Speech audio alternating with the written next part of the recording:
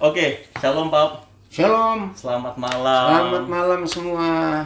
Langsung aja, Ya. kita membahas tentang kebenaran versus pembenaran. Ya, Nah, sebelum kita lanjut ke pertanyaan, boleh dibuka Pak, apa sih kebenaran versus pembenaran itu? ya. Dua kata ini akar katanya sama, benar. Tapi arahnya itu berbeda jauh. Kebenaran itu benar. Artinya nggak bisa disalahkan. Nah, satu-satunya buku di dunia ini yang disebut the truth, kebenaran, itu hanya Alkitab. Dan satu-satunya pribadi yang berkata, akulah kebenaran, Yohanes 14 ayat 6, itu adalah Tuhan Yesus. Jadi kalau kita bicara tentang yang benar, bicara tentang kebenaran, maka kita tidak boleh keluar dari pribadi yang satu ini dan dari buku yang satu itu. Tuhan Yesus dan Alkitab.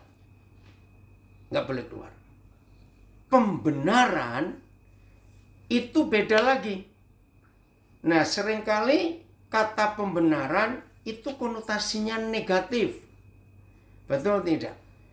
Sekian puluh persen kalau ada pembenaran itu sesuatu yang sebenarnya salah tapi diusahakan untuk dianggap benar atau dibenarkan. Nah, ini berbahaya. Yeremia pernah menulis, nanti bila cari ayatnya, bahwa kebenaran manusia itu tidak beda dengan gombal, kain lara dalam terjemahan lama, kain yang kotor. Itu kebenaran manusia. Artinya, artinya semua yang manusia anggap benar, ternyata di mata Tuhan tidak beda seperti kain gombal, kain kotor itu. Maka itu saudara, tidak ada seorang pun di antara kita bisa menganggap diri kita benar selain kita dibenarkan. Ya, saya ulangi lagi. Kalau kita itu,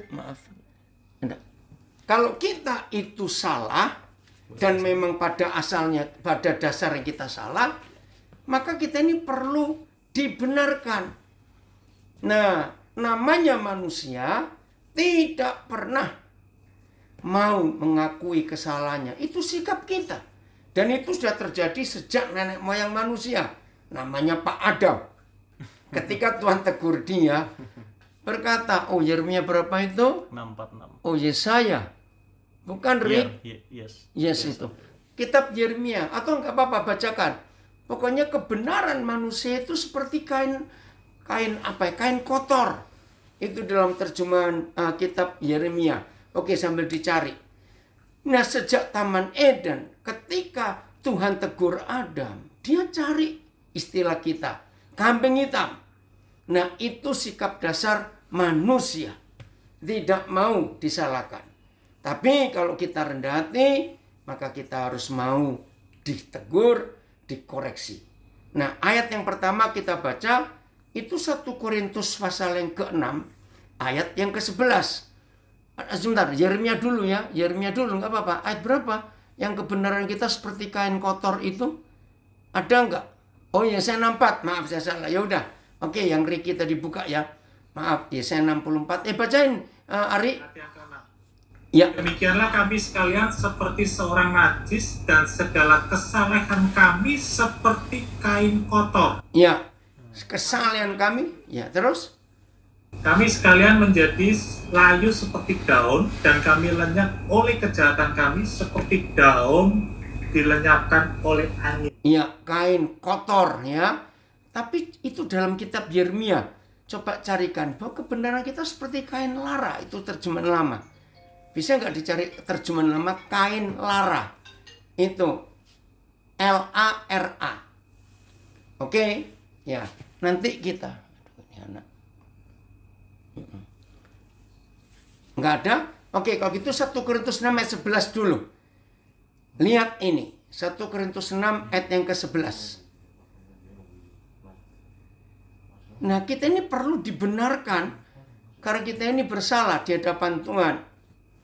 1 Korintus 6. Oke, ya. Dan beberapa orang di antara kamu demikianlah dahulu. Tetapi kamu telah, ya kita telah memberi diri kita, satu disucikan. Kita telah memberi diri kita, telah dikuduskan. Kedua, kita telah dibenarkan dalam nama Tuhan Yesus Kristus, dalam roh Tuhan kita, TSI. Dan memang di antara kalian ada yang dulu hidup seperti itu. Seperti apa nanti baca ayat yang ke-9 dan 10-nya ya. Tetapi sekarang kalian sudah dibersihkan. 1, 2 disucikan, 3 dibenarkan di hadapan Tuhan.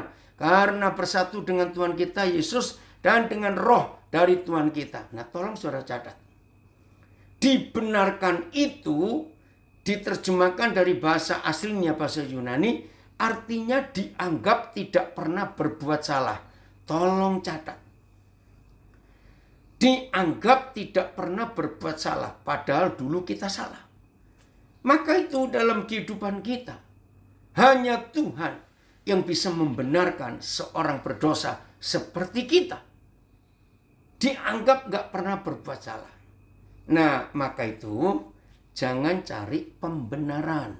Oke, saya kembalikan pada host. Oke, Sampai jadi sini jangan dulu. cari kebenaran, pembenaran. Oke. Berarti terkait pembenaran dan kebenaran sudah selayaknya kalau kita semua mengikuti yang benar, tapi bukan dibenarkan gitu, Pak ya? Oh, bukan membela ya? Iya, bukan membela diri Oke, sendiri. siap. Oke, langsung kita lanjut ke sesi pertanyaan yang sudah Iya, disiapkan. oke, siap. Yang pertama ada pertanyaan-pertanyaan seperti bagaimana caranya supaya kebenaran lebih bisa mempengaruhi kehidupan kita daripada pembenaran oleh orang? Ya, itu pertanyaan pertama ya. Iya.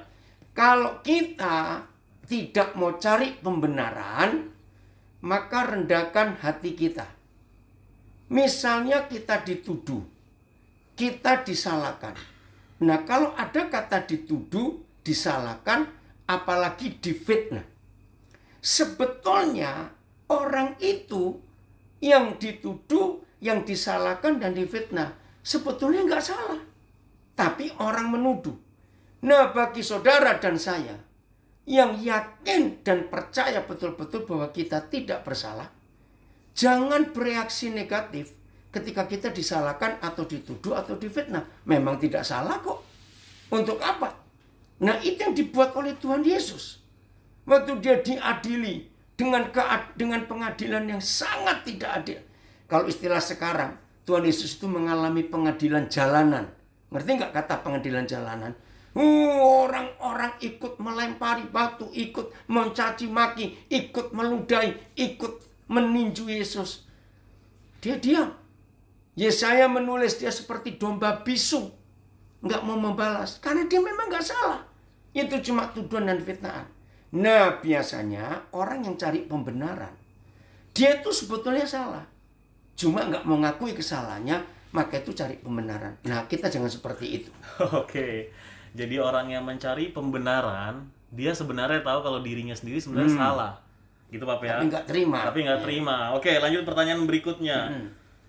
Mengapa orang lebih mudah percaya terhadap pembenaran dibanding kebenaran? Ya.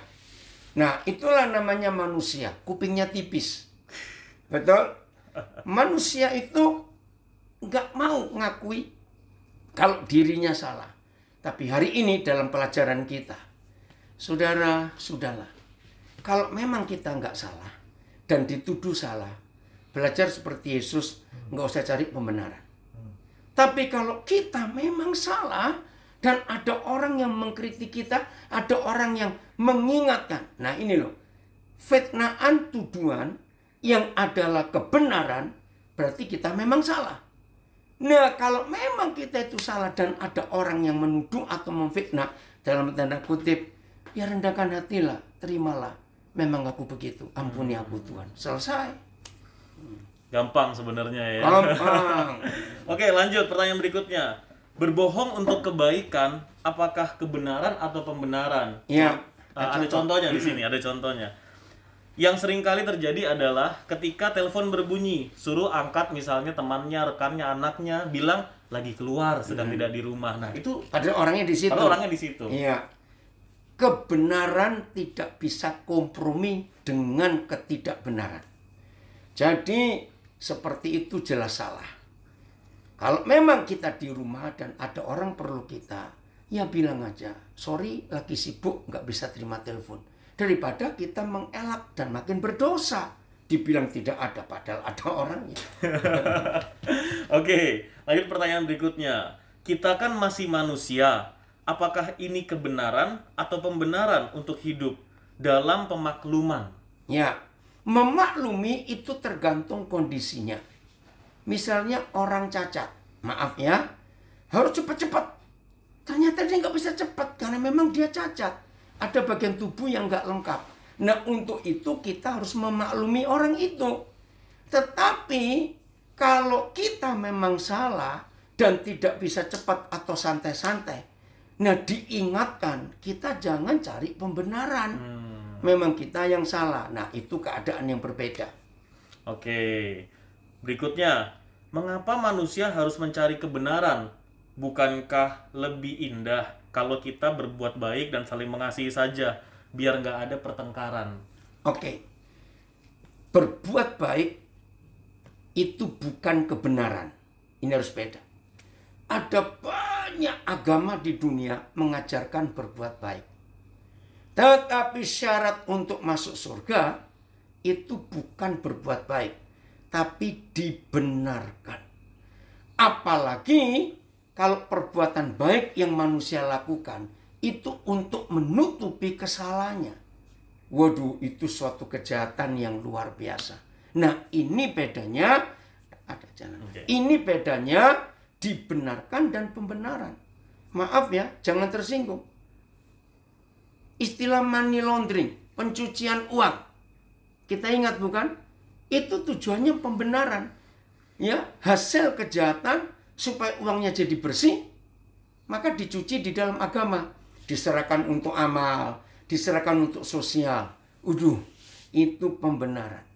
Kalau memang kita hidup benar, uangnya bersih karena hasilnya halal, karena dari hasil halal, ya sudah, nggak usah takut. Maka itu kita perlu dibenarkan karena perbuatan baik tidak menjamin kita diselamatkan, hanya dibenarkan. Karena hanya Tuhan yang bisa menganggap kita nggak pernah berbuat salah. Oke, berarti untuk pertanyaan kali ini dengan pernyataan bahwa berbuat baik aja, ngapain harus cari kebenaran? Yang penting sama-sama damai, itu nggak benar. Nggak boleh. Iya. Oke, lanjut ke pertanyaan berikutnya. Wah, ini agak curhat nih rupanya nih. Panjang. Saya pernah terlibat pelayanan di gereja. Oke.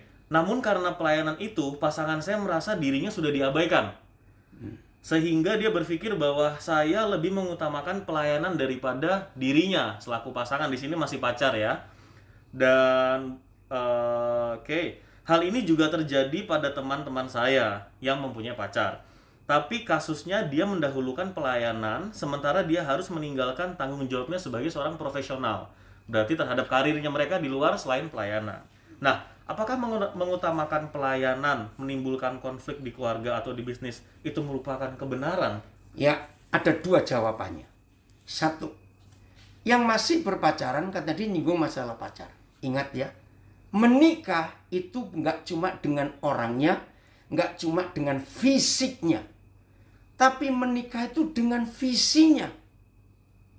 Dengar ya, anak-anak muda yang belum menikah ini penting. Kalau menikah hanya dengan fisiknya, karena kegagalannya, karena kecantikannya, tapi visi nggak dinikahi, ya akhirnya begitu, cemburuan terus. Kamu kok lebih mengutamakan pelayanan di gereja? Kamu kok ngabaikan aku? Aku minta jemput kok kamu nggak jemput? Nah, tolong, kalau pacarmu begitu lebih baik putus sebelum kau mati muda. Maaf ini ya, lebih baik putus sebelum kau mati muda. Jadi menikah dengan visinya. Tapi seorang dokter yang profesinya melayani pasien tidak boleh berkata begini. Ketika ada pasien gawat di IGD, ternyata di gereja ada pelayanan. Kalau itu dokter, tinggalkan pelayanan di gereja, kerjakan menolong pasien, karena itu tugas. Nah, jadi kita harus tahu profesi kita apa. Jadi pelayanan di gereja bisa kita tinggalkan kalau profesi kita dokter. Nah, saya harap contoh ini bisa mengerti ya. Oke, lanjut. Di masa PPKM ini, kita tahu bahwa pemerintah sedang menerapkan beberapa peraturan darurat. Namun, di sisi lain ternyata sebagian peraturan itu dapat menghalangi kita dalam mencari nafkah. Nah, terutama bagi seorang suami. Contohnya, bagi beberapa teman-teman yang menggantungkan pekerjaannya atau penghasilan kesehariannya itu melalui bisnis-bisnis kecil seperti warung pinggir jalan, tambal ban, tukang, dan lain-lain. Itu seperti apa? Sedangkan di Roma 13, wah ini yang tanya hebat ya. Sedangkan di Roma 13 disebut kita menaati pemerintah adalah wujud dari taat terhadap Tuhan karena mereka wakil Tuhan di bumi. Nah, itu pembenaran atau kebenaran? Ya, masalah perut kita harus punya hikmat betul-betul. Jadi kalau pemerintah membuat peraturan seperti itu, berarti di pinggir jalan, di jalan-jalan nggak ada orang boleh bebas jalan-jalan. Lah ngapain buka warung? Siapa yang beli? Loh, betul tidak? Siapa yang beli? Karena nggak boleh jalan. Nah, tolong yang kerjaannya begitu, minta hikmat. Pasti ada. Ini hari ini, saya kontak kepada beberapa teman. Ada gereja di Surabaya. Sebelum PPKM. Ya, sejak pandemik ini. Waduh, bagaimana? Ternyata ibu gembalanya berhikmat. Nah, ibu gembala ini punya 2 anak, ternyata ahli foto. Apa yang dibuat? Jadi ibu gembala ini beritahu anggota jemaatnya, kamu bisa masak apa? Kamu bisa masak apa? Terus, anak ibu gembala ini membuat foto dengan suatu teknik yang indah sekali. Nah, itu diupload. Berarti menolong dong. Nah, itu hikmat. Maka itu, kalau ada yang sekarang karena PPKM ini terpaksa nggak kerja, percayalah, burung di udara Bapak pelihara, hidup kita pasti dipelihara karena kita lebih dari burung. Yang penting pakai hikmat dan minta kebenaran dinyatakan, jangan membenarkan diri sendiri. Wow, jangan membenarkan diri sendiri. Lanjut, pertanyaan berikutnya. Harus tertanam di satu gereja lokal agar bertumbuh kedewasaan rohaninya. Ya. Pembenaran atau kebenaran, Pak? Menarik ya. Maaf, itu pasti pembenaran. Karena di Alkitab tidak ada istilah gereja lokal. Gereja itu selalu universal karena milik Tuhan yang universal. Maka itu kata gereja lokal itu salah. Hal kedua, selama COVID ini merajalela di bumi, mau tertanam bagaimana? Hari Minggu nggak ada ibadah di gereja. Semua ibadah kita di depan handphone. Kita ditonton diri kita sendiri. Dan kita menonton diri kita sendiri. Jadi jemaat itu bisa, maaf dalam tanda kutip, liar. Jemaat, anak-anak Tuhan sekarang liar. Ngerti nggak kata liar? Bisa mendengar khotbah dari macam-macam pendeta. Karena berseliweran di sosial media. Jadi di masa seperti ini sudah nggak laku istilah tertanam di gereja lokal. Karena kita tertanam duduk di depan handphone kita sendiri dengan Tuhan. Oke? Oke, kembali diingatkan buat teman-teman yang sedang menyaksikan ini dimanapun, di Zoom, Instagram, dan Facebook, dimanapun, ini talk show tentang kebenaran dan pembenaran. Jadi teman-teman bisa belajar dari sini tanpa harus menyudutkan salah satu pihak, ya. Karena ini pertanyaan diambil dari berbagai bidang dan juga ada yang dari sosial media tanpa mereka mau disebutkan namanya. Oke, lanjut ke pertanyaan berikutnya. Tunduk pada otoritas dalam organisasi gereja. Karena tunduk pada pendeta atau aturan gereja, belajar tunduk pada Tuhan. Kebenaran atau pembenaran? Jawabannya 2. Kalau pemimpin kita itu tunduk kepada Tuhan, maka kita wajib tunduk kepada Dia. Tapi kalau gembala kita atau pemimpin kita nggak tunduk kepada Tuhan, maaf, dia punya program sendiri. Maaf. Jemaat buat pendeta ini adalah aset dan income. Maaf. Maaf ya saudara, jangan cari pembenaran untuk kita tunduk kepada pemimpin yang tidak tunduk kepada Tuhan. Tapi pemimpin yang mengeksploitasi dan memanipulasi jemaat. Dan biasanya yang digitukan itu maaf, orang-orang kaya. Maaf, demi duitnya. Termasuk tadi tertanam di gereja lokal. Maaf saudara. Aduh, Oh ini ada yang komen, semoga tidak ada organisasi gereja yang tersinggung karena selalu pakai istilah gereja lokal. Nah, untuk menyandera jemaat. Wow. Wah, ini keren ini. Ada komen di Facebook. Terima kasih yang di Facebook. Ya. Jadi maaf ya saudara, tidak semua hamba Tuhan itu hidupnya tunduk kepada Tuhan. Kita harus tahu, kalau pemimpin kita tunduk kepada Tuhan, tunduklah pada Dia. Sama seperti Paulus pernah berkata, ikutilah teladanku, sebagaimana aku mengikuti teladan Kristus. Jadi, kalau kita tahu, pemimpin kita, walaupun dia rohani pintar khotbah, tapi kalau nggak tunduk pada firman, maaf. Mumpung masih ada pandemik, ya udahlah, ngerti sendiri. Cari yang lain. Maaf. Tunduk pada firman. Oke, pertanyaan berikutnya. Mengenai ibadah raya atau ibadah minggu. Sebelum ibadah dimulai, seringkali atau ada beberapa gereja yang melakukan hal ini. Harus melakukan doa pengawalan, harus pre-worship, doa pembukaan, lagu praise, lagu worship, baru masuk firman. Rules-nya seperti itu. Apakah itu kebenaran atau pembenaran? Itu pembenaran, karena nggak tertulis di Alkitab. Jadi begini, semua bentuk pembenaran adalah, saya pakai istilah yang jelek, tapi saya harap nggak ada yang tersinggung. Tapi kalau ada yang tersinggung, yaitu orangnya. Gitu aja sudah paling gampang. Tidak sedikit gereja memperkosa firman. Untuk mencari pembenaran. Nah, seperti pertanyaan tadi ini. Mana ayatnya? Ada pre-worship, ada doa pengawalan. Itu nggak ada. Jadi, semua pembenaran itu melakukan firman yang tidak ada di firman. Itu pembenaran. Tapi kalau kita mau kebenaran, lakukan yang tertulis. Jangan buat aturan baru lagi. 2 kali lagu apa? Praise. Bukan lagu pelan, mau masuk toh. Oh terus iya. 3 lagu praise, terus balik pelan lagi, baru masuk khotbah. Enggak ada itu. Itu enggak tertulis. Tapi enggak apa-apa kok kita melakukan. Tapi jangan itu dianggap sebagai kebenaran. Itu namanya pembenaran. Lanjut. Oke. Berikutnya, sebelum memberikan persembahan didasari oleh firman Tuhan. Nah, ini ada beberapa gereja yang melakukan ini. Itu Iya. kebenaran atau pembenaran? Pembenaran itu biasanya apa ya? Offering message namanya biasanya istilahnya. Offering. Tapi istilah psikologisnya itu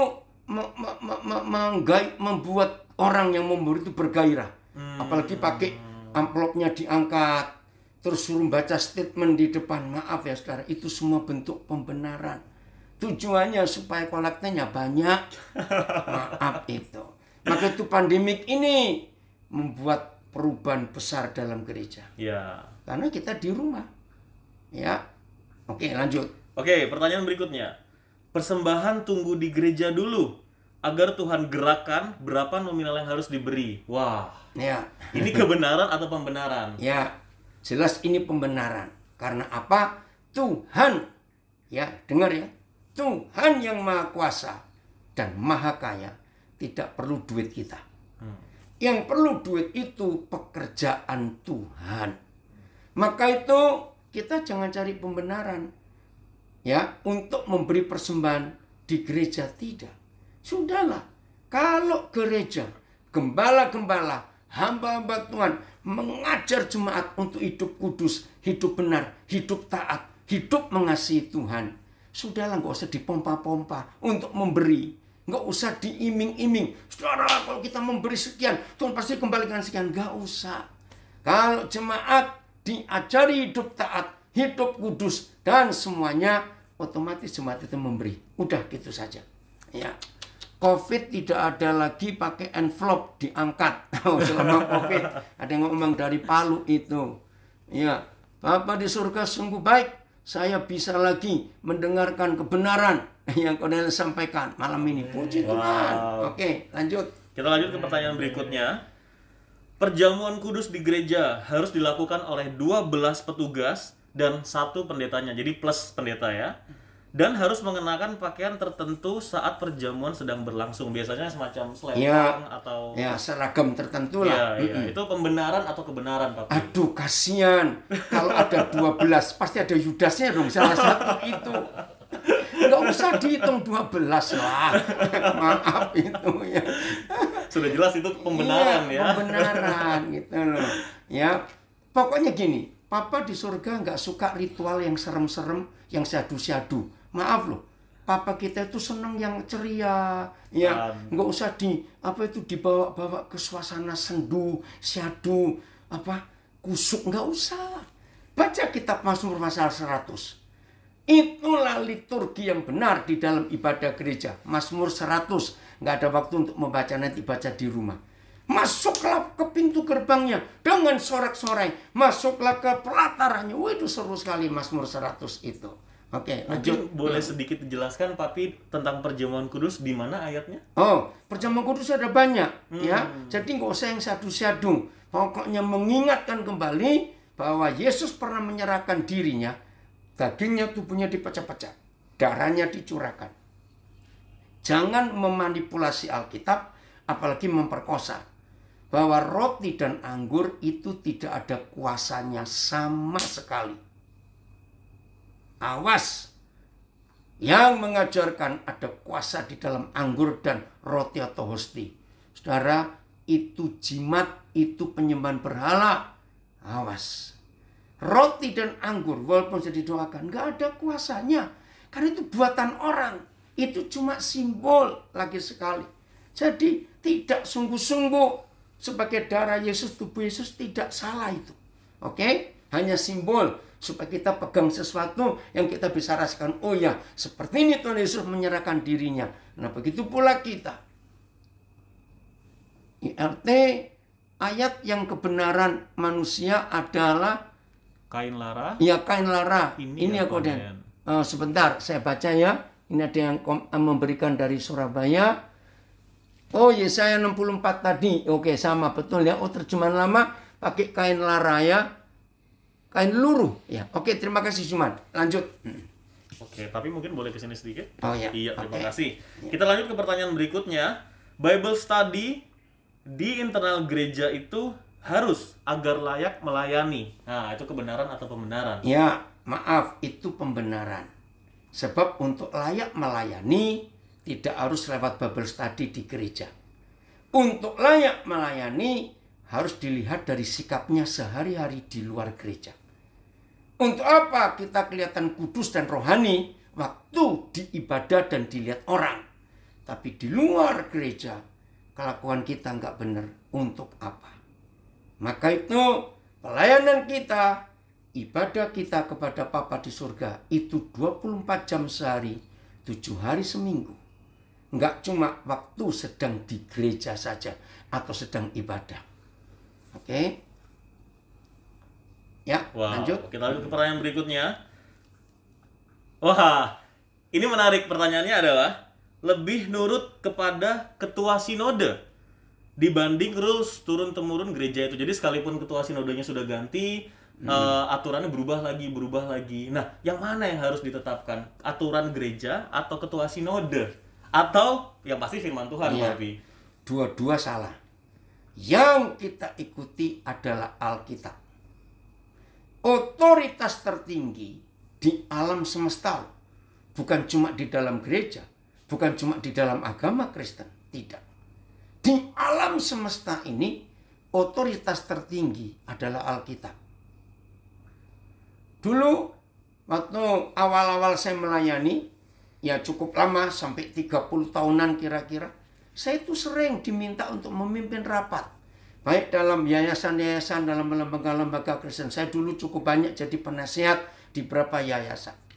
Nah, tiap kali mereka minta saya memimpin rapat, saya selalu mendahului dengan pertanyaan ini. Nanti selama rapat ini, kita akan menggunakan Alkitab saja untuk mencari solusi atas semua permasalahan kita dalam pelayanan, atau kita mau pakai anggaran dasar, anggaran rumah tangga, atau tata gereja. Kalau jawaban mereka, kami mau pakai dua-dua. Saya tanya, kalau kalian pakai dua-dua Alkitab dan anggaran rumah tangga, anggaran dasar yang kita buat, saya nggak mau mimpin.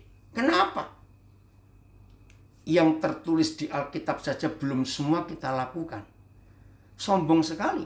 Kita lakukan yang kita buat sendiri, aturan-aturan itu. Maka itu kalau saya mimpin rapat, apapun masalahnya, saya kembalikan. Ini ayatnya. Nah, kalau saudara nggak setuju, silakan bantah Tuhan. Karena ini firman-Nya. Ngerti nggak prinsip itu, saudara? Jadi, jangan ikuti aturan turun-temurun segala macam, kembali ke Alkitab. Wow, kita langsung lanjut pertanyaan berikutnya. Pelayanan mimbar seperti WL, singer, pemain musik adalah pelayanan yang paling penting dan tinggi dibanding pelayanan lain. Apakah itu kebenaran atau pembenaran? Jelas pembenaran. Sebab bagi Tuhan semua pelayanan sama. Jangan sampai pemusik dan singer WL itu dihormati lebih tinggi daripada firman Tuhan. Jadi nggak ada istilah itu. Maka itu yang bahkan di perjanjian baru soal musik itu nggak dibahas sama sekali. Musik itu hanya dibahas di perjanjian lama. Jadi sebetulnya boleh pakai juga boleh tidak. Ya, jadi jangan nambah-nambahi. Ya. Maka itu selama COVID ini, maaf loh, pemain musik, singer, WL, orang Papua bilang tara laku. Tara laku. Maaf. Ya, oke. Oke, kita lanjut ke pertanyaan berikutnya. Pendeta salah, nggak apa-apa, namanya juga pendeta. Karena apapun kesalahannya, kembali ke pasal pertama. Pendeta nggak pernah salah, kebenaran atau pembenaran. Jelas pembenaran. Kembali yang pertama kali kita belajar tadi. Kebenaran manusia itu seperti kain gombal. Jadi jangan kita sombong. Kalau kita punya pangkat pendeta, kita punya pangkat hamba Tuhan. Ingat, yang ngangkat itu organisasi. Belum tentu Tuhan ngangkat orang itu sebagai hamba Tuhan, sebagai pelayan Tuhan. Belum tentu. Maka itu tolong ya rekan-rekan, kita tetap manusia bisa salah. Jangan ngangkat diri sendiri. Sepertinya kita sudah hebat, nggak bisa salah. Ampuni kami Tuhan. Wow. Pertanyaan berikutnya, nggak apa-apa berbuat apapun, toh nggak merugikan orang lain dan tetap ikut ibadah, tetap pelayanan, tetap berkegiatan di gereja. Kebenaran atau pembenaran? Jelas pembenaran. Karena kalau kita nggak pernah buat salah apa-apa kepada orang, maaf loh, apakah otomatis kita nggak pernah buat salah kepada Tuhan kalau kita sudah buat baik, buat benar di hadapan orang? Belum tentu. Jadi antara Tuhan dengan manusia itu sama posisinya. Maka itu saya pakai hukum ini. Satu, tidak ada hukum yang lebih daripada ini. Kasihlah Yahweh Tuhanmu dengan segenap hatimu, akal budimu, kekuatan, pikiranmu, semuanya. Dan hukum yang kedua yang sama dengan itu. Jadi bukan nomor 1, nomor 2. Sama. Kasihlah sesamamu manusia seperti kamu mengasihi dirimu sendiri. Nah saudara, jangan cari pembenaran. Inilah hukum yang kita harus taati. Kalau kita mengasihi Tuhan, kita harus mengasihi manusia. Kalau kita mengasihi sesama manusia, berarti kita mengasihi Tuhan. Jadi nggak boleh kita berkata, yang penting aku buat baik di depan manusia. Oh, jangan begitu. Perlu juga buat baik di hadapan Tuhan.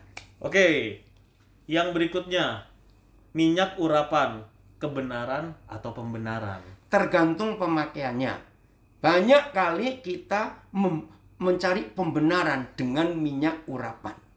Tolong perhatikan saudara, minyak urapan itu bukan jimat. Dengar baik-baik, minyak urapan bukan jimat. Milikilah minyak urapan 1 drum 1000 liter. Kalau hidup ini nggak benar, itu lebih baik dibuat goreng ikan dan goreng ayam daripada dipakai. Maaf, serius. Tapi kalau hidup kita benar, takut Tuhan, hidup kudus, percayalah, nggak perlu bawa minyak urapan kemana-mana. Setannya takut ketemu orang seperti itu. Jadi jangan cari pembenaran dengan minyak urapan. Saya sering berkata begini, Yesus Tuhan itu sendiri. Jangan menjadi gereja yang alirannya Yesus plus. Dengar ya, jangan menjadi gereja yang Yesus plus. Yesus plus minyak urapan, Yesus plus anggur perjamuan, Yesus plus banner-banner, Yesus plus dengan baju-baju apa saja. Jangan. Yesus biar Yesus. Nggak usah ditambah apa-apa. Nah, kalau kita memakai tambahan-tambahan, itu berarti pembenaran, bukan kebenaran. Sudah cukup, akulah jalan, akulah kebenaran, dan akulah hidup. Cukup itu saja. Jangan ditambah yang macam-macam. Kasihan Tuhan. Oke. Berikutnya, gereja sering menyatakan bahwa ajaran mereka lebih benar daripada gereja lain. Sering mencari pembenaran. Nah, bagaimana sikap jemaat kalau sebagian tahu bahwa gerejanya ini tidak mau berubah? Padahal di gereja yang lain dia tahu belajar dari YouTube atau mungkin pernah main ke gereja lain, itu berbeda ajarannya. Apa yang harus dilakukan? Di sisi lain, kasihan kalau gerejanya ditinggalkan, sudah kenal orang-orangnya. Bagaimana sikap kita terhadap ini? Kalau saudara kasihan, tahu itu salah, betapa bodohnya kita. Misalnya kita sedang haus, sangat haus. Ternyata di situ hanya ada satu botol yang isinya cairan, ternyata racun. Mau diminum? Ya silakan. Itu pembenaran, mati orang itu. Nah, saya sarankan gak usah kasihan pada gereja seperti itu. Kalau saudara ingin dibenarkan, tinggalkan gereja itu. Itu dia. Jadi nggak perlu kasihan Pak, karena udah kenal leadernya. Iya, udah. tetap berhubungan baik silakan, nggak apa-apa. Berarti bukan berarti nggak berteman. Oh jangan, tetap bersahabat. Oke. Berarti hak pribadi masing-masing kalau kita ingin tinggalkan gereja itu, beribadah di tempat lain atau cari pemimpin lain. Oke, berikutnya. Apa ciri-ciri orang melakukan pembenaran diri sendiri? Bagaimana kita bisa tahu seseorang itu melakukan kebenaran atau pembenaran dengan pakai firman Tuhan? Buah hidupnya akan kelihatan. Ya, maka itu 9 buah roh itu harus jadi contoh. Jadi model di hidup kita. Jadi lihat buah hidupnya. Kalau dia hidup karena kebenaran dan dibenarkan, maka karakter Yesus nyata di hidup orang itu. Tapi kalau ada orang rajin pelayanan, rajin ibadah, rajin doa, tapi nggak ada karakter Yesus, maaf. Lebih baik jangan ikut orang seperti itu. Itu pembenaran. Ya. Berikutnya, ini cukup panjang. Nah, apakah ini kebenaran atau pembenaran? Karena berdasarkan banyak ayat yang ditampilkan di sini ya. Contoh, lagu-lagu di bait suci akan hilang terkait dengan keadaan Covid mungkin Papi ya. Ada di Amos 8 ayat 3. Saya bacakan dulu, nanti Papi mungkin bisa langsung dirangkum Papi ya. Mayat sangat banyak sehingga dibuang. Ada di Amos. Bumi akan bergoncang. Amos. Festival dan perayaan menjadi sedih. Dalam arti kata keadaan Covid ini tidak ada lagi hal-hal seperti itu. Berikutnya, hari-hari akan pahit di depan. Anda tidak akan bisa mendengar firman lagi secara langsung. Seorang muda jatuh pingsan ketika mereka masih muda. Berikutnya ada lagi, orang akan mati karena penyakit yang mematikan di Yeremia 16. Ada juga mereka tidak akan dapat berduka atas kematian mereka. Mereka tidak akan dapat menguburkan yang mati sesuai dengan keadaan sekarang. Berikutnya, mereka tidak akan pergi ke rumah kesedihan dan tidak akan menunjukkan simpati. Berikutnya, besar dan kecil, tua dan muda akan mati. Nggak usah semuanya. Karena saya sering baca berita ini di sosial media. Saya mau balik dulu. Bayangkan kalau itu terjadi dengan keluarga kita. Ngerti nggak? Kalau peristiwa, walaupun ini Alkitab, dan saya tahu yang ditulis ini kebenaran karena ada ayatnya. Tapi jangan pakai kebenaran itu untuk melukai keluarga yang mengalami duka. Sakit loh saudara. Nah artinya ya sudah, kita nikmati sendiri kebenaran ini. Jangan kita sampaikan kepada mereka yang sedang mengalami duka. Sedih. Kemarin ada sahabat baik saya yang meninggal. Terus tadi ada yang bertanya, dia dimakamkan secara Kristiani atau secara Covid? Nah itu contoh. Itu nggak penting. Sebab orangnya sudah meninggal. Jadi tolong ya, kalau kita mau menggunakan ayat-ayat tertentu, lihat situasinya dulu. Jaga perasaan orang lain. Supaya walaupun itu firman kebenaran, tetapi kalau pakainya salah, itu jadi pembenaran. Lanjut. Ya, kebetulan pertanyaannya sudah habis, Papi. Oh, Iya, habis. karena sudah dirangkum, tidak terasa kita sudah 45 menit. Oh, coba lihat ya berapa menit. Iya, di sini juga ada. 40 ya, enggak apa-apa. Nah, sekarang sebelum kita lanjut Mungkin ke... di Zoom ada Iya, banyak. sebelum kita lanjut ke konklusinya, Pak, di akhir talk show nanti, boleh teman-teman di Facebook, di Instagram, dan di Zoom boleh bertanya secara langsung. Sekarang kita masuk sesi pertanyaan langsung di talk show kebenaran versus pembenaran. Oke, thank you Papi dan thank you Bro Jeremy. Sama-sama. Yang masuk di Zoom, yang pertama ini dari Pak Fran di Sumbar. Bagaimana Papa kalau orang yang membiarkan masalahnya agar tidak diketahui pemimpinnya, seolah-olah aman-aman saja pelayanannya, sehingga merasa nyaman dan takut dibilang gagal pelayanannya. Bagaimana Pak? Oh, berbahaya sekali. Kalau dia sudah tahu salah dan tetap melayani, itu menyakitkan hati Tuhan. Jadi harus terbuka kalau ada kelemahan, kekurangan di diri sendiri. Itulah hidup yang mau dibenarkan. Jadi jangan takut ngakui kesalahan. Lanjut. Thank you Pak. Ini satu ada lagi pertanyaan dari Bro Christopher. Dalam beberapa kali kesempatan melayani di LP, Papa dengan mudah mempromosikan napi-napi yang katanya dalam tanda kutip difitnah. Kok bisa dengan mudah Papa mempromosikan orang-orang yang berurusan dengan hukum? Kalau ternyata salah, apa artinya Papa nggak ikut menyebarkan ketidakbenaran? Nah, kan sudah jelas spesifik ada yang difitnah. Jadi bukan untuk semua warga binaan. Ya, jadi saya tidak pernah menyamaratakan. Nah, kalau yang bertanya ini beranggapan seperti itu artinya saya menyamaratakan bahwa semua warga binaan itu adalah hasil fitnaan. Tidak. Maka itu saya selalu menekankan bagi saudara yang mengalami fitnaan. Karena tidak semua yang di dalam penjara itu orang bersalah. Tidak semua.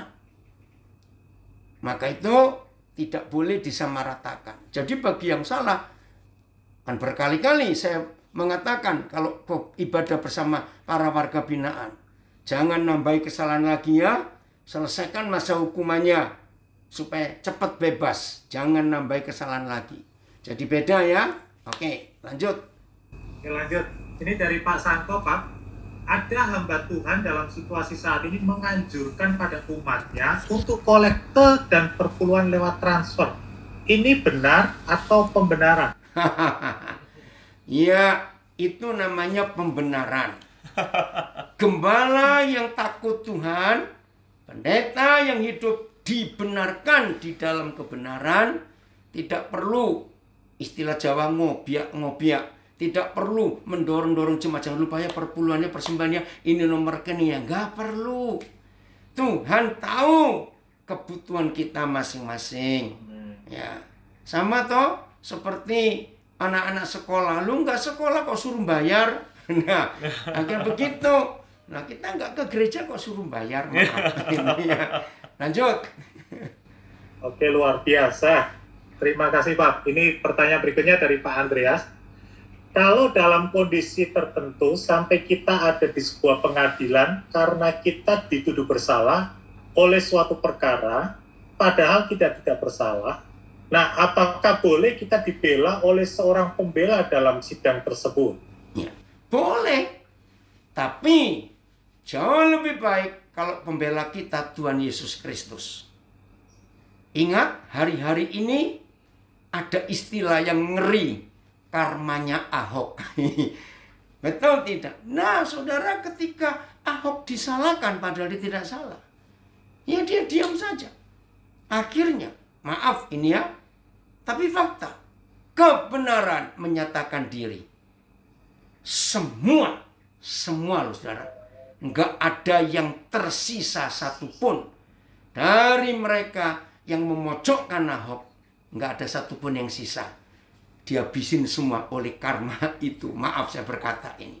Jadi Kalau memang di pengadilan dinyatakan salah padahal nggak salah, baik kalau ada yang mau membela. Tapi kalau nggak ada, nggak apa-apa. Nikmati. Seperti Yusuf. Dia divonis umur hidup tanpa diadili. Tuhan yang datang untuk membela dia. Nah itu pertanyaan yang tadi itu. Kalau yang difitnah, tunggu. Tuhan akan hadir untuk kita semua. Wow. Oke. Berikutnya ada pertanyaan dari Instagram. Nah, banyak gereja yang sedikit-sedikit menerapkan skorsing pada pelayan-pelayan yang melakukan kesalahan.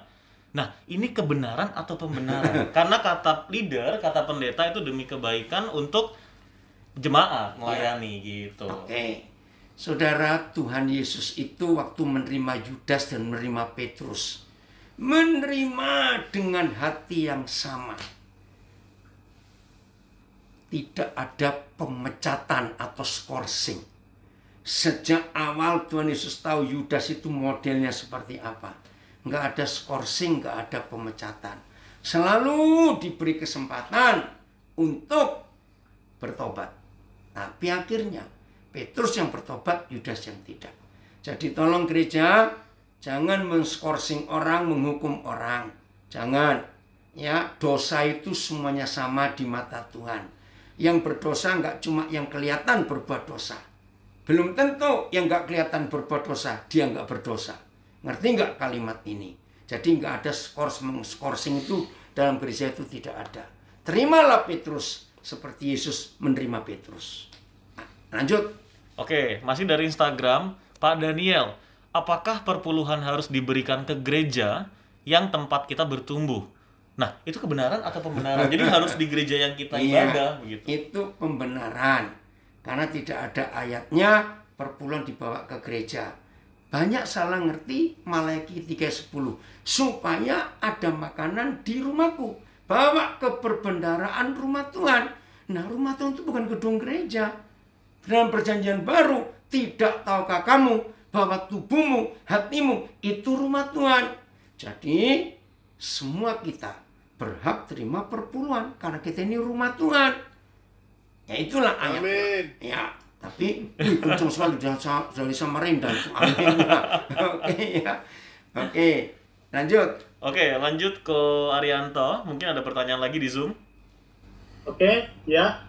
Bro Yeremi, ada beberapa pertanyaan yang masuk ini. Saya pernah dengar pelayan Tuhan diprotes karena dia meninggalkan istrinya hidup dengan wanita lain. Katanya tidak layak menjadi pelayan Tuhan. Kebenaran atau pembenaran? Iya, kalau sudah menikah ngapain ninggalin istri? Terus masih melayani lagi. Udahlah jadi penjual bakso aja lebih terhormat. Jangan jadi pelayan Tuhan kalau begitu. Kamu sudah salah kok cari pembenaran. Jangan. Kembali ke istri dulu. Karena surat Timotius, seorang pelayan Tuhan adalah pengurus rumah tangganya yang baik. Harus begitu. Oke. Silakan. Ya, lanjut di Zoom ya. Ini pertanyaannya hampir sama seperti yang tadi sudah ditanyakan mengenai Maleakhi 3 ayat 10. Jadi untuk Yunike, pertanyaannya tadi sudah dijawab ya sama Papi mengenai perpuluhan. Kemudian lanjut, dari Pak Geri, bagaimana dengan doa metode penumpangan tangan? Ya, memang ada ayatnya. Tapi juga ada firman. Saya lupa di mana. Paulus berkata, jangan tergopoh-gopoh dengan menumpangkan tangan. Nah, pertanyaannya, untuk apa penumpangan tangan? Harus ada tujuan yang pasti. Tidak harus pakai penumpangan tangan. Masalahnya begini loh. Ada hamba Tuhan hebat. Ya, kita sering tahu biasanya gereja di Indonesia itu selalu punya anggapan pendeta luar negeri jauh lebih sakti daripada pendeta lokal. Betul tidak? Ya. Maka itu kalau ada pendeta luar negeri, wah, orang berbondong-bondong maju ke depan untuk ditumpangi tangan. Saudara dengar ya, maaf saya ngomong. Cari pendeta-pendeta hebat, 10-20 orang. Silakan tumpang tangan di kepala kita. Kalau kitanya nggak benar hidupnya, penumpangan tangan itu malah nggak ada artinya. Karena yang menentukan bukan penumpangan tangan hamba Tuhan. Yang menentukan itu hidup kita loh. Sudah dibenarkan atau belum? Karena kebenaran. Jadi jangan cari pembenaran dengan minta ditumpangi tangan. Lanjut. Siap, luar biasa Pak. Berikutnya ini dari Pak Joko, bagaimana dengan praktek pembukuan ganda, pembelian faktur pajak, agar pajak yang disetor menjadi kecil, tidak apa adanya. Ini pembenaran atau kebenaran? Ya, saudara, bagaimanapun juga kita harus jujur. Terserah pemerintah mau pakai salah atau tidak, itu bukan urusan kita. Urusannya di hadapan Tuhan. Jadi jangan pakai pembukuan ganda. Kalau memang untung kita besar dan harus bayar pajak begitu, ya sudah, lakukan. Begitu, Tuhan akan bela. Kalau kita hidup dalam kebenaran. Jadi jangan cari pembenaran. Itu. Makasih Pak. Ya. Lanjut ya, ini dari Pak Joko lagi. Bagaimana dengan suap dalam kasus di pengadilan? Karena kalau tidak menyuap hakim, panitera, dan lain-lain, maka kasus akan didiamkan. Bahkan akan kalah, walaupun faktanya orang itu benar. Apakah suap suatu kebenaran? Ya, jelas tidak. Dalam kitab Mazmur, kitab Amsal, kitab Keluaran, suap itu kebencian Tuhan. Begini, yang mengalami ketidakadilan, nah ini lagi yang tanya tadi ya, Kristo, dengar. Memang hukum di Indonesia ini kacau balau. Ngeri. Hampir, maaf ini, tidak ada hakim dan jaksa panitera yang gak doyan duit. Maka itu ada istilah di Indonesia, maklar perkara. Aduh, ngeri sekali. Saya cuma mau katakan satu. Tunggu. Semua orang bisa mati, saudara. Kalau saudara hidup dalam kebenaran, percayalah, nggak lama mereka yang nggak adil itu akan mati satu persatu. Maaf saya berkata itu. Jadi jangan menggunakan suap uang, jangan. Lebih baik nunggu Tuhan saja. Yang maha adil akan bertindak. Oke, lanjut. Luar biasa Pak. Ini ada pertanyaan dari Pak Andreas. Bolehkah wajah Tuhan Yesus itu dilukis atau digambar seperti model kartun seperti banyak di kaos, ke komik, dan lain-lain? Ya, boleh aja. Itu nggak ada di Alkitab kok. Kita nggak tahu Yesus seperti apa. Nah, justru Alkitab itu berkata, Yesus itu adalah kita di dunia ini. Jadi orang nggak akan terpengaruh mau dibuat kartun, mau dibuat apa saja, ya nggak apa-apa. Karena Tuhan Yesus nggak pernah marah kok. Karena dia tahu itu bukan aku kok.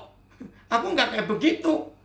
Nah, kalau saudara dan saya hidup dengan karakter Yesus, maka orang melihat Yesus lewat kita. Jadi nggak apa-apa soal itu. Siap. Makasih Pak. Selanjutnya dari Pak Berli Situmorang. Apakah boleh kerja Ibu di ini, perusahaan judi? Ibu bukan Bapak. Berli ini ibu. Iya. Maaf, Ibu. Ini apakah boleh kerja di perusahaan judi dan rokok? Ya, boleh. Karena buat Tuhan bukan soal bagaimana apa itu judinya atau rokoknya. Ya, yang penting kita kerja di situ dengan baik. Nah, gunakan hasil kerja untuk memuliakan Tuhan. Tidak apa.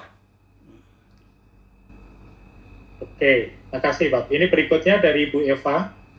Kemudian tadi sudah dijelaskan persembahan persepuluhan tidak harus diberikan kepada gereja di mana kita berjemaat. Apakah persepuluhan boleh dibagi-bagi untuk pelayan Tuhan di daerah-daerah? Harus. Harus begitu. Itulah kejahatan gereja kaya. Ya, maka itu tolong ya yang punya perpuluhan, kalau pendetamu sudah kaya jangan diberi terus. Bagi ke yang lain. Apalagi ada gereja jahat loh. Karena zaman pandemik kan nggak bisa ke gereja. Ada pendeta yang minta tolong ya bukti transfer perpuluhannya supaya di WA ke kami. Ya ampun. Nggak percaya betul itu pendeta. Maaf ya. Lebih baik saudara keluar dari gereja seperti itu. Berarti mereka nggak ngurus hidup saudara, tapi mereka ngurus duit saudara. Dah, itu saja. Oke. Bro Jeremy, apakah ada? Kita lanjutkan di Zoom atau mau di IG dulu? Saya lanjutkan baca di Instagram dulu ya. Silakan, Instagram silakan. ada. Kalau membeli lotre yang dilegalkan di satu negara tertentu atau melakukan sesuatu yang dilegalkan di negara tertentu, itu kebenaran atau pembenaran, Pak? Iya. Lagi sekali, nggak usah cari yang macem-macem lah. Beri aja, kalau mau beri ya beri, nggak usah tunggu lotre dulu. Itu orang pelit, maaf. Oke, kita langsung lanjut ya. Pertanyaan berikutnya. Yang lagi viral karena Ahok, pada mereka itu kebenaran atau pembenaran? Ini pertanyaannya mungkin terkait orang-orang yang ini mungkin pertanyaannya orang-orang terkait yang melakukan hal zolim mungkin terhadap Ahok ya. Nah, itu mereka melakukan kebenaran atau pembenaran, sedangkan mereka sendiri melakukan hal-hal yang seperti mungkin korupsi dan lain-lain. Jadi mereka membenarkan atas dasar mereka sendiri. Yang ini. Bentar. Iya. Yang lagi viral karena Ahok. Oh, pada mereka itu pembenaran atau kebenaran? Ya pasti kebenaran dong. Betul. Karena itu kebenaran yang Tuhan nyatakan. Bukan hanya untuk Ahok, tapi untuk semua kita. Kalau kita hidup benar di hadapan Tuhan, Tuhan akan membela. Itu dia. Lanjut ke pertanyaan berikutnya dari Instagram. Ada hamba Tuhan yang mengatakan main saham dan trading adalah judi. Kebenaran atau pembenaran? Iya, tergantung motivasi orang itu. Ya, trading itu kan memang peraturan di semua negara ada. Trading itu nggak salah. Motivasinya, ya. Jadi tolong hamba-hamba Tuhan yang belum tahu betul soal trading, lebih baik nggak usah ngomong supaya daripada salah. Nanti itu, ya itu. Dari Facebook yang ini ya. Tanpa disadari hamba Tuhan banyak mengutuk. Apalagi kalau kita nggak beribadah lagi di gerejanya itu. Nah, sebenarnya itu dia hanya sakit hati karena jemaatnya hilang. Iya. Atau memang... Iya, Tuhan itu nggak pernah ngutuk kita loh. Masa hamba Tuhan ngutuki jemaat? Aduh, salah sekali itu. Ya sudahlah, keluar aja dari gereja yang suka kutuk mengutuk. Jangan cari pembenaran dengan itu. Lanjut. Oke, ada lagi di Facebook. Oke, lanjut ke Ari. Ini sebentar. Oh, oke. Apakah ada? Di Zoom di Facebook, maaf, saya akan bacakan. Apakah ada tempat khusus untuk menabur biar jangan salah tabur? Nah, kebenaran atau pembenaran? Iya. Pembenaran kalau gereja sudah berkata jangan nabur kemana-mana, harus di tempat kita ini. Karena mereka punya prinsip seperti restoran dong. Kamu makan di mana ya bayar di situ. Masa kamu makan di restoran A, bayar restoran B? Itu pembenaran.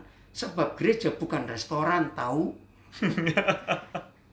Nah, untuk menabur tolong baca Ari Ulangan 26 ayat 12. Ulangan 26 ayat 12. Ulangan 26 ayat yang ke-12. Ya. Firman Tuhan katakan begini. Apabila dalam tahun yang ketiga, tahun persembahan persepuluhan, engkau sudah selesai mengambil segala persembahan persepuluhan dari hasil tanahmu, maka haruslah engkau memberikannya kepada orang Lewi, 1, orang asing, 2, terus orang anak yatim, 3, dan kepada janda, 4, terus supaya mereka dapat makan di dalam tempatmu dan menjadi kenyang. Nah, jadi saudara, perpuluhan itu untuk 4 kelompok orang. 1, hamba Tuhan orang Lewi.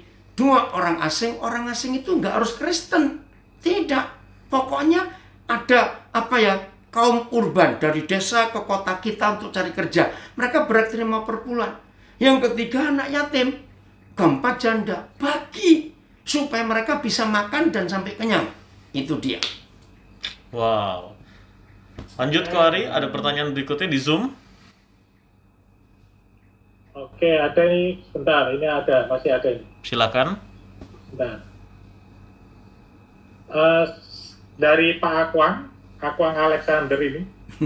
Selang pendeta semakin percaya kekuatan gaib itu ada setelah anaknya sakit akibat dikutuk tetangganya. Eksorsisme atau ritual pengusiran setan semakin marak di kalangan umat Kristen selama 10 tahun terakhir. Ini kebenaran atau pembenaran? Ya, itu pembenaran itu. Karena orang benar tidak bisa kerasukan setan. Orang benar tidak bisa kena kutuk, apalagi tetangga. Masa Tuhan kalah dengan tetangga? Apalagi bilang hamba Tuhan. Berarti ada yang nggak beres di hidup orang itu. Wow. Sampai anaknya kena kutuk. Karena 1 Yohanes 4 berkata ayat 5. Yang di dalam kita lebih besar daripada yang di luar. Ya sudah. Itu. Lanjut. Saya lanjut baca yang di Facebook, Ko Ari.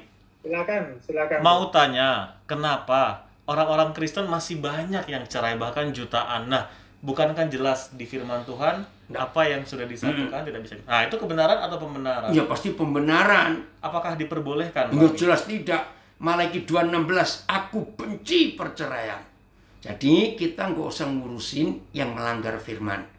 Ayo kita urusi hidup kita untuk tetap setia kepada firman. Itu saja. Lanjut, Ari. Sudah 1 jam ini ada tanpa rasa. pertanyaan dari Pak Erik. Kapan usaha memulai bayar pajak ke pemerintah? Apakah kita bayar pajak termasuk kebenaran? Oh iya, kalau bayar pajak pasti kebenaran. Karena itu ada peraturan. Harus bayar pajak. Supaya negara itu kan seperti rumah tangga. Nah, rumah tangga kan perlu belanja. Nah, belanjanya negara itu pajaknya rakyat. Yang dipakai untuk gaji PNS, gaji semuanya itu.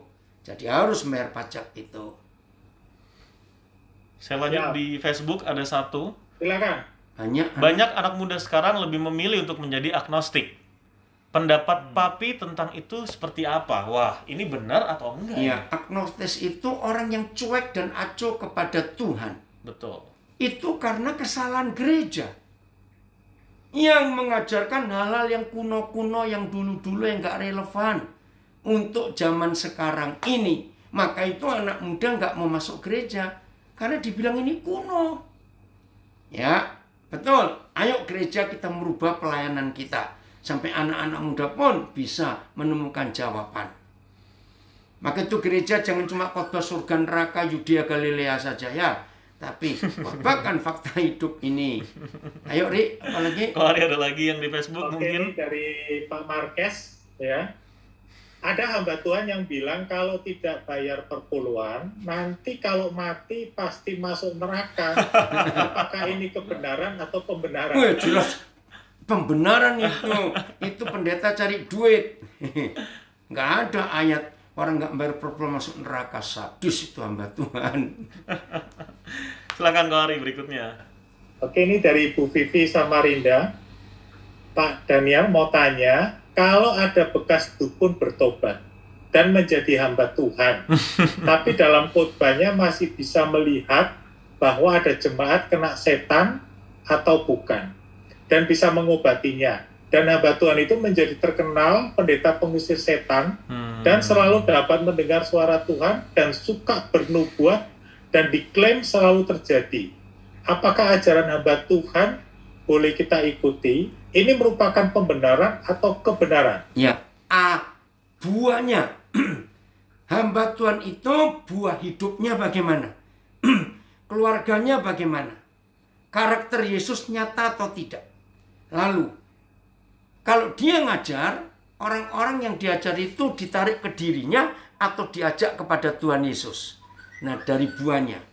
Terus saya katakan hati-hati, karena antara Tuhan dengan iblis itu tipis loh jaraknya. Karena iblis bisa menyaru, bisa menyerupai malaikat terang. Betul tidak? Di 2 Korintus ada ayat itu. Jadi tolong hati-hati kalau begitu. Dan tolong rekan-rekan hamba Tuhan yang latar belakangnya dukun, lebih baik tetap memuji dan memuliakan Tuhan Yesus. Jangan memuji kuasa gelap itu. Dari buahnya. Lanjut. Oke, saya lanjut yang di Instagram ada Kohari. Yang di Instagram ada satu pertanyaan terkait kasus-kasus yang sedang sering terjadi. Kristen dan Islam sering bertikai. Nah, apakah kalau kita membela sesuai dengan firman Tuhan itu kebenaran atau itu membenarkan? Ya, kita dilarang ikut perdebatan. Surat Paulus kepada Timotius. Berdebat itu nggak ada gunanya. Kenapa? Karena kebenaran itu nggak perlu dibela. Dia sudah benar. Ngapain dibela? Jadi jangan ikut perdebatan seperti itu. Sekalipun mungkin benar Pak ya. Iya, kita diam saja. Lebih baik kita diam saja. Iya. Lanjut Kohari, ada lagi di Zoom? Ada ini dari Pak Nelson. Oke, silakan. Nelson sendiri. Kemudian saya disuruh bayar sogokan ke bidang yang membina kami di bidang pembinaan WPP dan mengecilkan laporan pembayaran pajak ke negara bayar pajak hanya 200.000 per bulan, tapi sogoannya 1,5 juta per bulan. Kalau saya tidak mau, pabrik saya di dalam LP ditutup.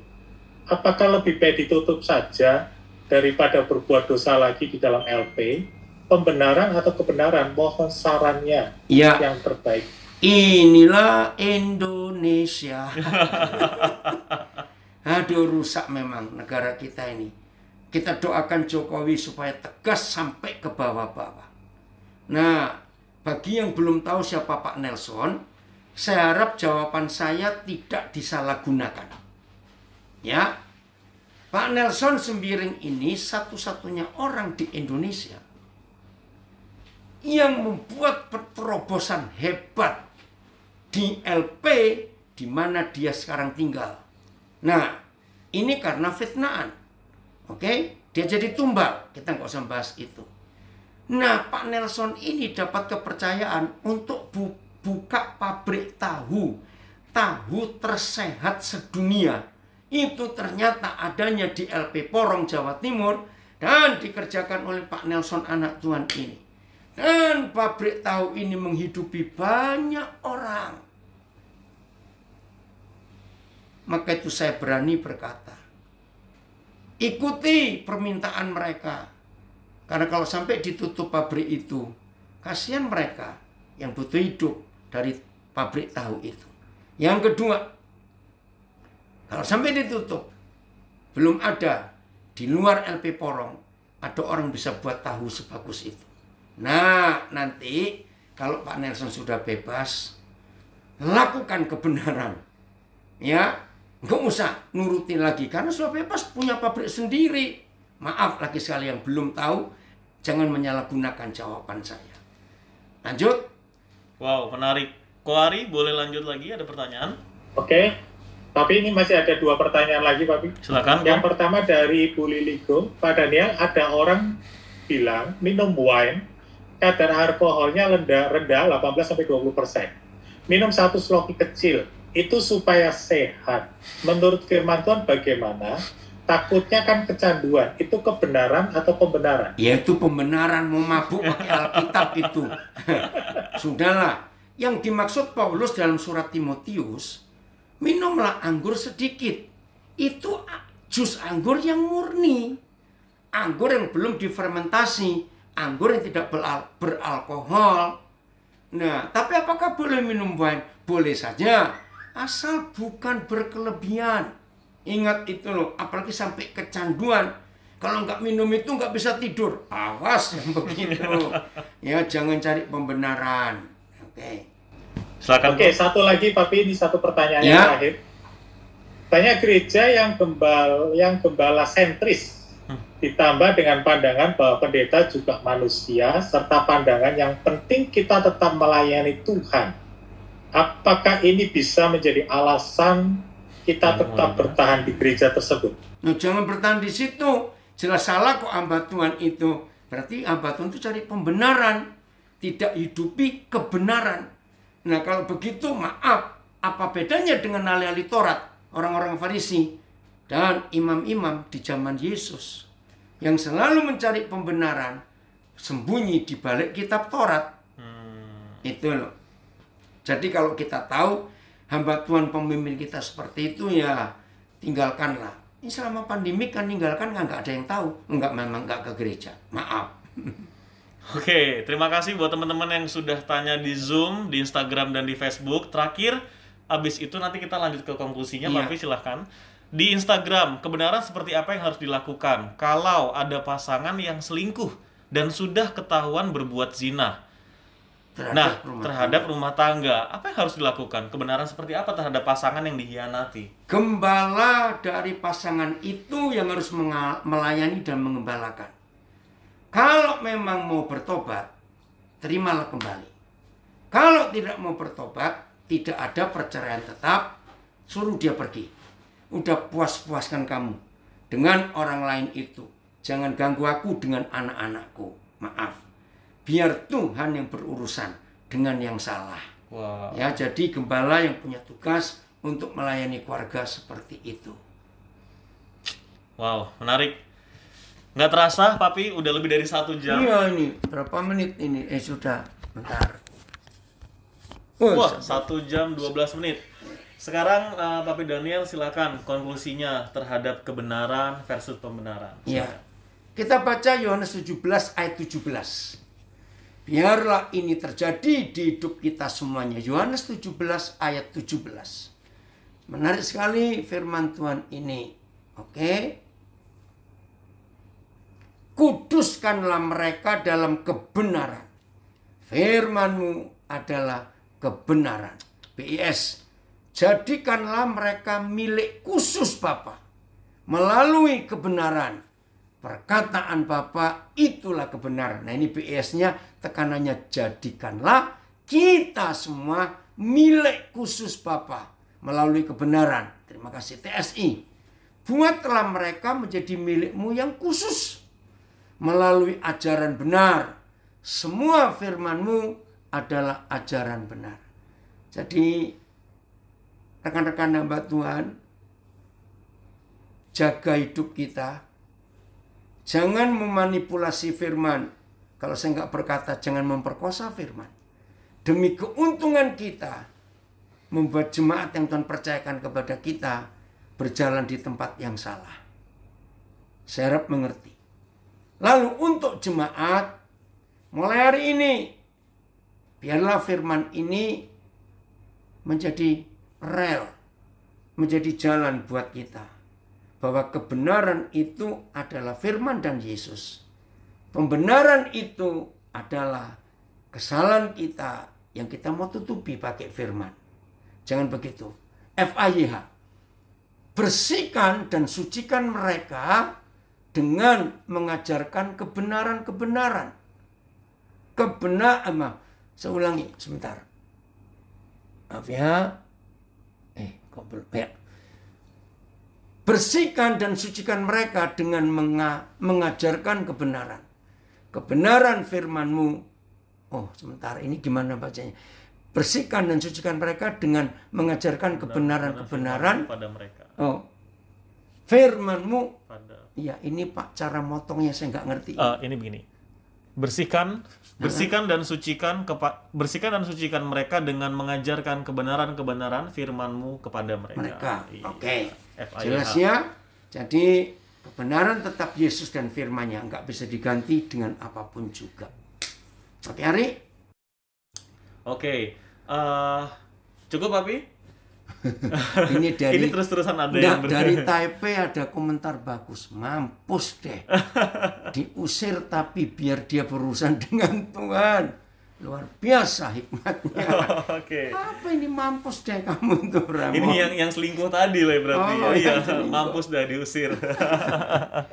Oke, buat teman-teman di Facebook, di Instagram yang mengikuti talk show hari ini bersama Papi Daniel Alexander, nanti bisa mengikuti yang berikut-berikutnya akan diadakan lagi pastinya. Tidak tentu kapan waktunya, tapi yang pasti terima kasih untuk PD Tulus yang telah